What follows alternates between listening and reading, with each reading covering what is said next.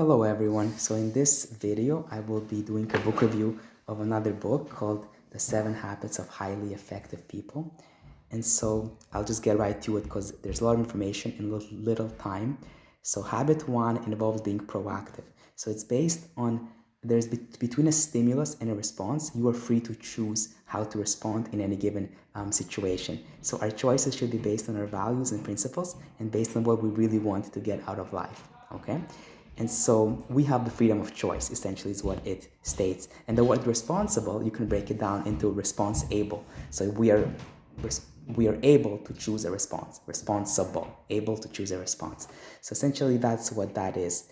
And there's two quotes here. Nothing can make you feel inferior without your consent, and never build emotional lives around the weaknesses of other people. So not being reactive and not reacting to our conditions, but rather being free to choose how we want to respond to any given situation. So being proactive, not reactive.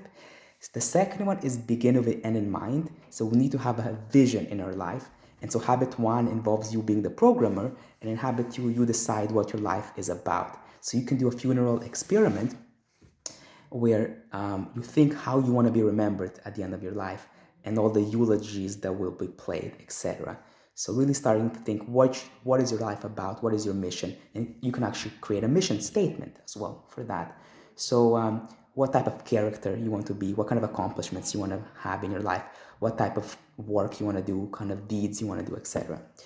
The third habit is putting first thing first. So we want to plan the week and get the most important things first. You want to know what your roles are and then plan various goals for each of those roles with a plan how to achieve those. And that should be based on your mission statement and your values and principles that we did previously in habit 1 and 2. Okay? But in a nutshell, there's 4 quadrants, and we want to be in quadrant number 2 because that's where you're preventative. It prevents you from jumping into 1 and 3. Things like exercise, nutrition, meditation,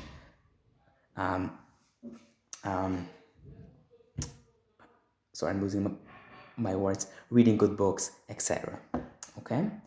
And so it definitely helps have a mission statement and to know what your values and principles are from habits 1 and 2 so that you can plan your week, right? If you know what your mission statement is, you can plan accordingly for the week to achieve everything. And you remember, we want to stay in that quadrant number 2, which is important but not urgent. Essentially, when we're beat up in quadrants 1 and 3, which are quadrant 1 is important, is not important, and sorry, it's urgent and important. Quadrant 3 is urgent but not important. So when we are beat up in 1 and 3, we usually try to go to quadrant 4, which is not urgent and not important. All of those are bad. We want to be in quadrant number 2, which is important but not urgent, because that's the preventative one, and that prevents us from falling into a crisis. Okay? And then number 4 is win-win. So that involves winning, not wanting to win over the other person, but having a situation where both members get what they want. So that kind of refers to having a third better alternative where everybody's happy.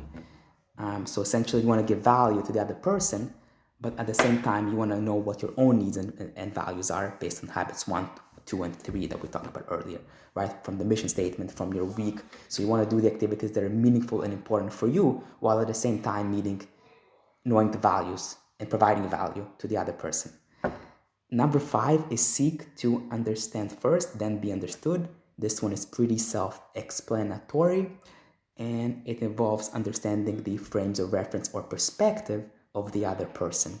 Okay, so essentially, really respecting their point of view, their emotions, their convictions, and not jumping in and reacting or criticizing the other person. Number 6 is synergize. So this involves working together to reach a common goal with the other person. So this is where you have a third alternative, which is even better. So when you work together, the whole is even bigger than the sum of the parts. So this is like 1 + 1 is equal to 3 or more, for example.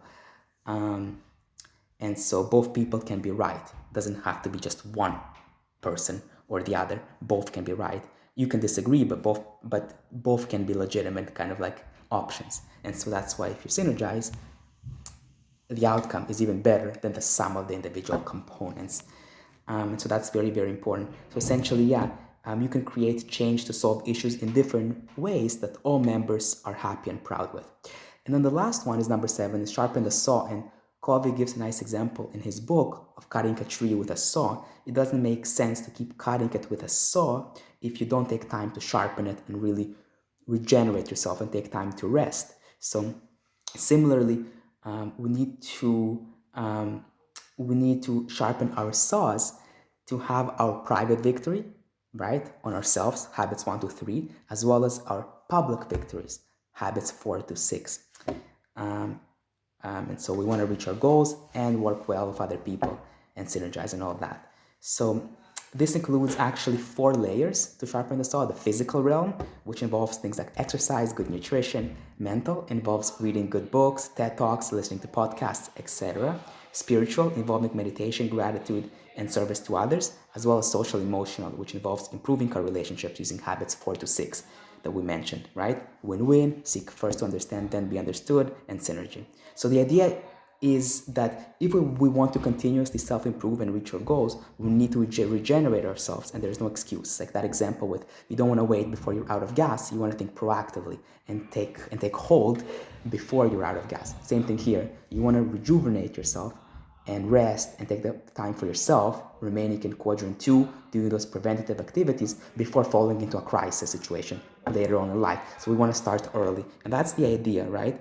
We want to work on all of those 4 levels that I mentioned, as well as reaching our goals that we want to, based on our mission statement and principles. So these are the 7 habits. 1 is being proactive. 2 is beginning with the end in mind. 3 is putting first thing first. 4 is a win-win type of situation. 5 is seek to understand first, then be understood. 6 is synergy, and 7 is sharpening that saw. Hope you guys enjoyed this video, and see you later. Peace.